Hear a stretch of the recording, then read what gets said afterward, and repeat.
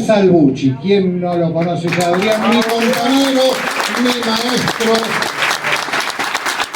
Él nos va a plantear la foto de donde hoy está parada la Argentina con respecto al mundo. Gracias, Enrique. Gracias, Enrique. Bueno, yo quizás voy a tratar de ser muy breve y voy a hacer un poco el contra, porque estoy acá 25 de mayo, me encanta el chocolate caliente, me encantan los pastelitos, pero no creo en el 25 de mayo, para nada, porque en definitiva fueron unos ciudadanos ilustres de Buenos Aires que terminaron diciendo, ahí estaba Moreno, ahí Mariano Moreno, había demasiados que inclusive son masones que yo prefiero no mirarlos demasiado, pero sí no identificaron correctamente, no fueron los primeros ni los últimos, quién era el verdadero enemigo. Creían que el verdadero enemigo era España, no lo era. El verdadero enemigo no era España. Luego, me gusta un poquito más el 9 de julio, pero es incompleto, porque en el 9 de julio estaban muchas provincias, pero no todas. Había provincias del Alto Perú, que las hemos perdido, Charcas, Tarija, desaparecieron en nuestra historia, y faltaba Santa Fe, faltaba la Banda Oriental, faltaba Corrientes, faltaban muchos. Sigamos un poquito en la historia.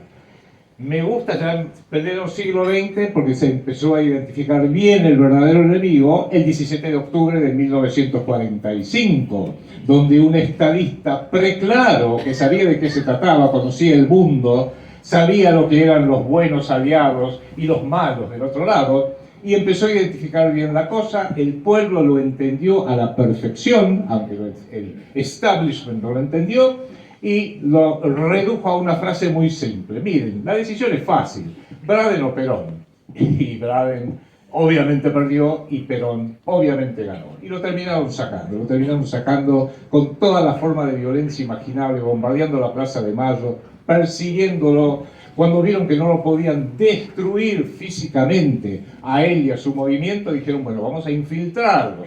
Ahí vino Menem, ahí vinieron los Kirchner, trataron de infiltrarlo, no les fue mal, hoy vemos los estragos, pero no pudieron destruir a esta bestia fantástica que es el nacionaljusticialismo. Sigamos. Otra fecha, ya del siglo XX, jorobada, pero hay que mencionarla, el 2 de abril de 1982. Nuevamente se identificó bien el enemigo, forzosamente. Inglaterra, usurpadora en una parte fundamental de nuestro territorio. Estados Unidos, su socio eterno, controlado y controlable. Y la OTAN. Quedó en claro bien cómo veía la mano ahí. Se identificó bien el verdadero enemigo. Ya empezamos a tener una tradición de decir, España no es el enemigo. El enemigo es Inglaterra, el enemigo es Estados Unidos, y hoy más que nunca. Pero tampoco llegamos a consumarlo todo, porque, como decía Carl Jung, el gran psicoanalista suizo, la acción llevada adelante por el hombre equivocado va a tener siempre una consecuencia equivocada. La acción llevada adelante por el hombre correcto va a tener siempre una consecuencia correcta. Y acá lo vimos un poco en el 2 de abril, donde teníamos una buena misión, pero llevada adelante por hombres equivocados, Galtieri, Costa Méndez, todo lo que ya conocemos, y terminamos en la derrota total, que es lo que nos pasa hoy. Y yo diría, para ser muy breve, ¿para qué estamos acá hoy? Que va a ser la primera de muchas reuniones. Y que ya Santiago Cuño, Enrique Romero, yo y muchos más, venimos tratando de expresarlo a través de distintos canales, distintos medios, con más voz, con menos voz. Somos un poco los vigías. Venimos a despertar y estar atentos, alertas, constantes, escudriñando y tratando de despertar a los dormidos. Tratando de ver en esta oscuridad, en esta noche terriblemente oscura, qué es lo que nos estamos perdiendo, qué es lo que no estamos viendo.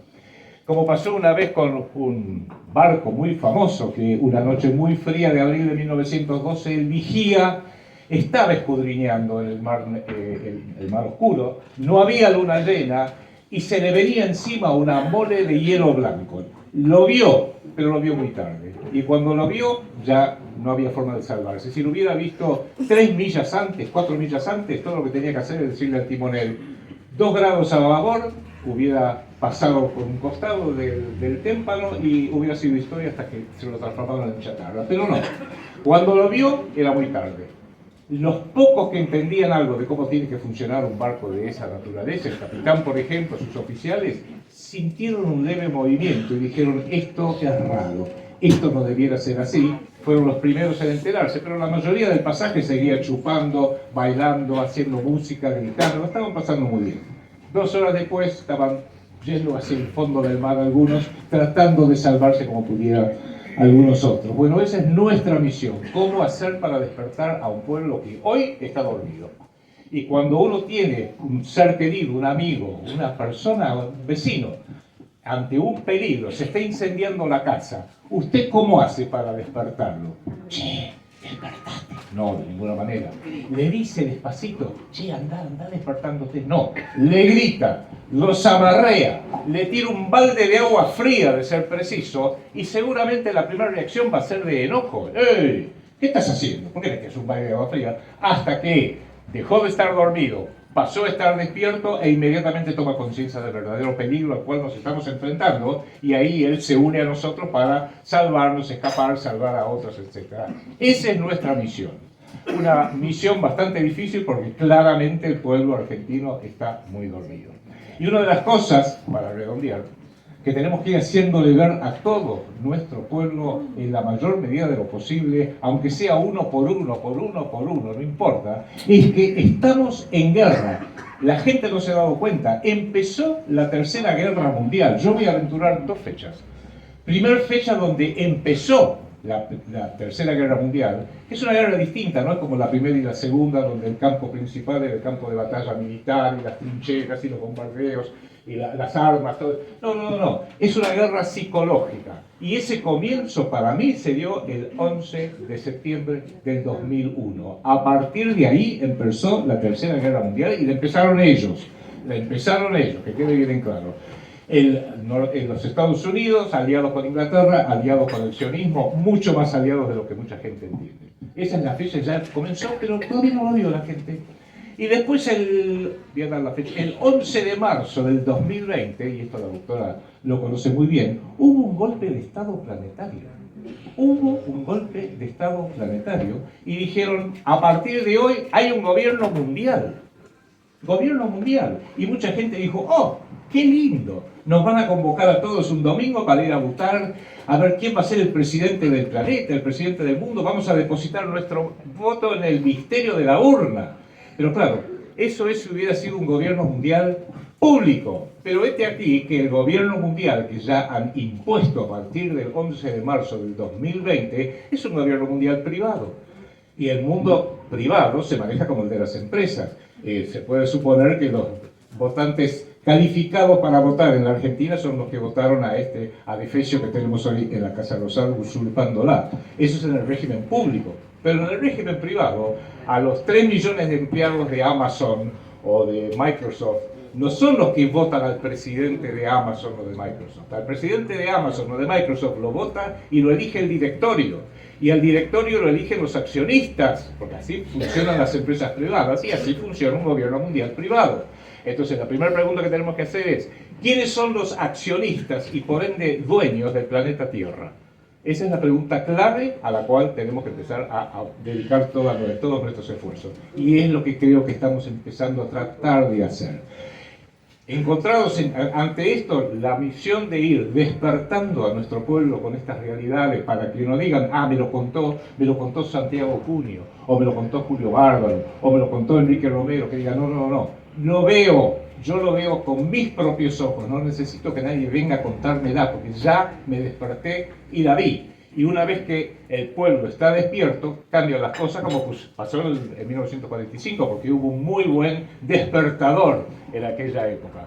Pero, ¿qué es lo que pasa? En los últimos 70 años, desde los años de 80 años prácticamente, ha habido luego, especialmente después del 55, una guerra contra Argentina. Es una guerra permanente, sorda, muy fea, y ahora es el trabajo nuestro transformarla en una Argentina en guerra. Y no es un juego de palabras. De una guerra contra Argentina, donde estamos todos dormidos, confundidos, sin saber qué hacer, diciendo, si no hay ningún enemigo. Si yo miro para el cielo, no hay bombardeos. todavía. A pasar a una Argentina en guerra es que nosotros tomamos la iniciativa de decir estamos en guerra y vamos a tomar aunque sea la iniciativa de la defensa. Que por eso me gustaba tanto las jornadas en contra de los ingleses de 1806 y 1807, porque ya entonces fueron los primeros que identificaron al enemigo y a los ingleses. Y les respondieron echándole aceite hirviendo en la cabeza, por ejemplo, entre muchas cosas más. Después dijeron, no, el enemigo es España. No, el enemigo no es España, de ninguna manera. Hay que leer un tratado chiquitito, muy breve, geopolítico, de 1711, británico, que se llama Una propuesta para humillar al Imperio Español.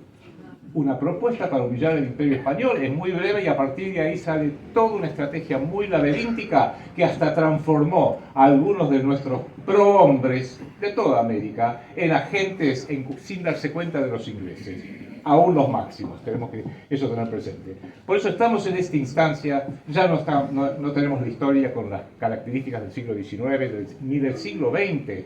Todavía vivimos con el siglo XX metidos en la cabeza en nuestro sistema. Sí, la democracia es fantástica. Tenemos que tener elecciones, tenemos que tener 3 poderes. No hay nada peor para el poder que dividirlo. Sí, pero tenemos que tener 3 poderes, que ninguno funciona, pero lo vamos teniendo de todos modos. Y a partir de ese momento decir, bueno, ahora que tenemos esta democracia, tenemos que ver cómo podemos salvar a la patria. La patria no se va a salvar por ese lado.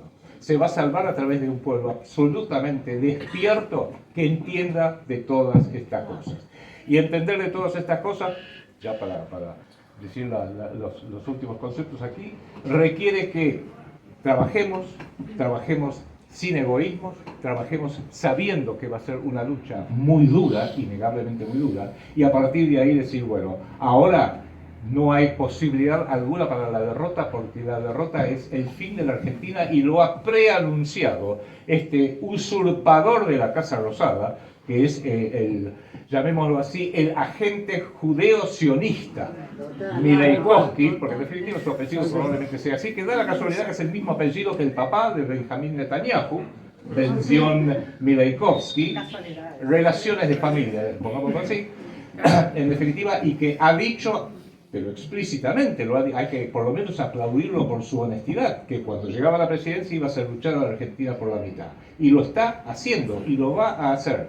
Yo hace poco publiqué un libro que se llama Palestina y Argentina, 2 blancos de guerra del sionismo. ¿Por qué? Porque el fundador del sionismo, Teodoro Herzl, por allá por 1896, había dicho, bueno, quiero fundar un hogar judío para todos los pueblos que estaban siendo perseguidos en Ucrania y en Rusia y en Polonia y en Alemania y en Francia, en todas partes, y dijo, bueno, me gustaría que pudiera ser en Palestina. Lo fue a ver al sultán del Imperio Otomano Turco, y lo voy a decir en francés, lo sacó cagando, lo sacó rajando, le dijo, en pedo si crees que te vamos a dar Palestina. Dijo, entonces hizo su libro y dijo, bueno, ¿a dónde vamos a hacer el Estado nuestro, el hogar judío, como lo llamaron? Y en Palestina o en Argentina. Tiene un capítulo que es una pregunta, ¿Palestina o Argentina? Y lo dejó ahí. Pero lo dejó ahí porque pensaba en términos geopolíticos, y la pauta de la geopolítica es que es el desarrollo de todas las cosas que tienen que ver con humanidad, en política, en economía, en finanzas, en cultura, en guerra psicológica, todo lo que tiene que ver a largo plazo. Y esta tercera guerra mundial que hoy tenemos que hacerle frente es por sobre todo una guerra psicológica, con lo cual es una guerra psicológica que hoy empieza a cumplir una de sus pautas que viene desde 1896, desde hace 330 años. Llegó el momento para hacerlo.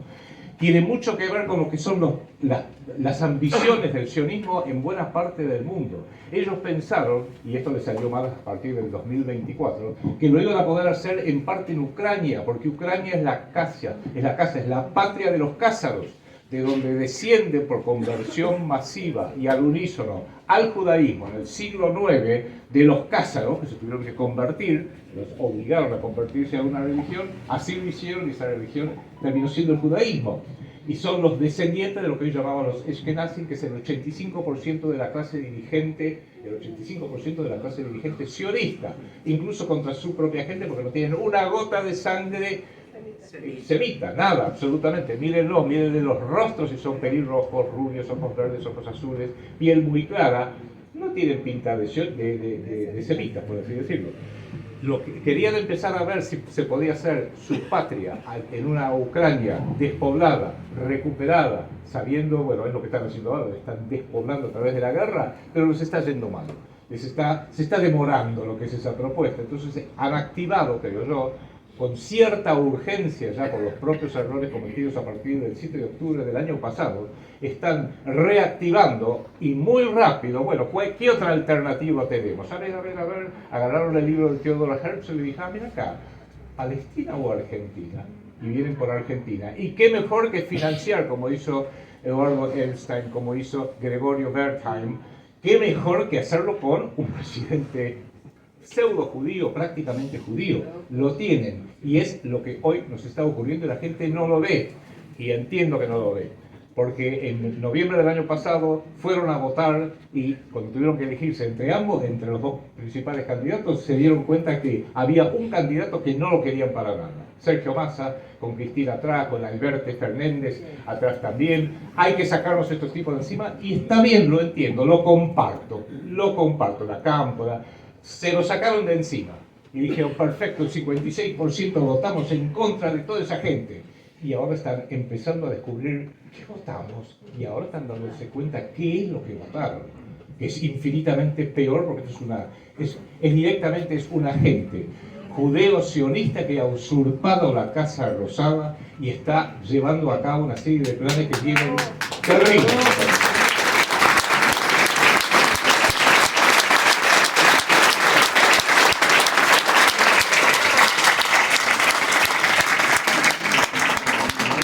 Último minuto, y con esto cierro. Tenemos que empezar a dejarnos inspirar por la doctrina y el sentimiento solar nacional justicialista, y tenemos que desechar esas brumas ideológicas, tóxicas, absolutamente envenenadas de lo que son todas las doctrinas globalistas internacionalistas. Eso es veneno puro, y si nosotros nos dejamos influir por ese veneno puro, también nos va a ir mal a nosotros. Así que tenemos que volver a la doctrina del general Juan Domingo Perón, que para cómo lo dejó escrita, vive en esta misma casa tiene los textos que ha dejado, volver a inspirarse en ellos. Ahora se están por cumplir en unas semanas más 50 años de su desaparición física, pero no espiritual y no intelectual, que sigue latiendo en nuestros corazones. Asumirlo como propio, hacer lo que haya que hacer, enfrentar la guerra, no con miedo, no que a veces uno tiene algún chucho, sino con la alegría del combate justo, absolutamente cristiano, porque aunque el señor Milei no tome conciencia de ello, este es un país católico y un país cristiano. ¡Bravo!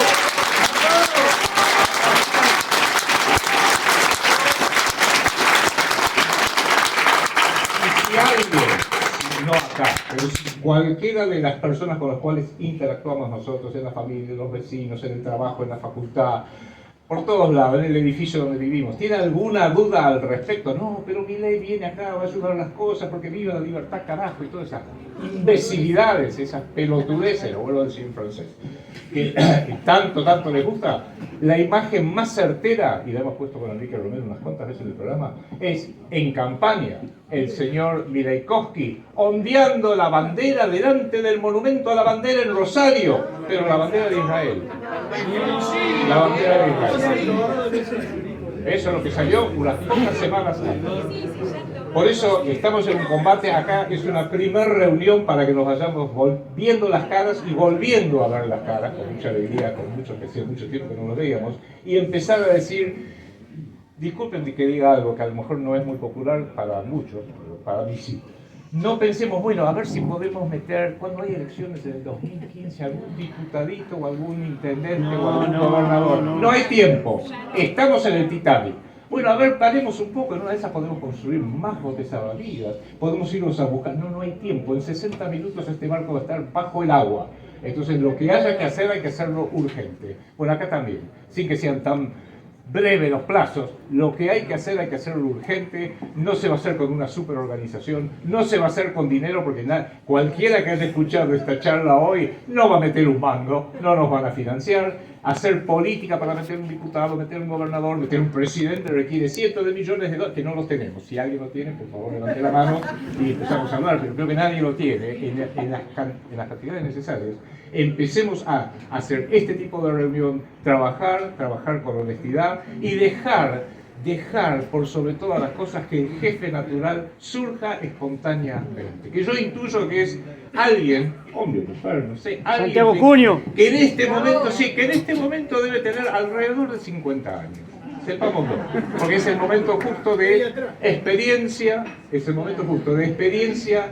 suficiente madurez y tampoco estar en una edad un poquito sobrepasada, por así decirlo. Sepámoslo, Dios dispondrá y Dios a la larga.